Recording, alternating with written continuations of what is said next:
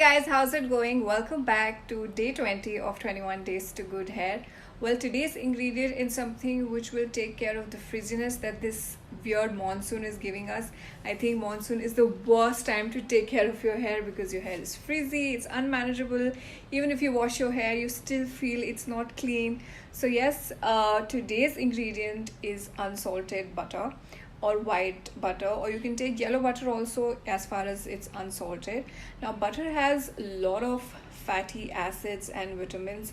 Now it's a rich ingredient, and it's gonna make your hair soft and shiny and help you manage that frizz during this monsoon season.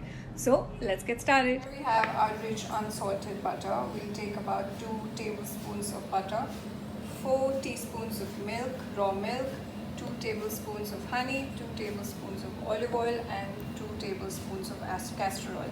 We'll mix all of them together to make a quick thick pack.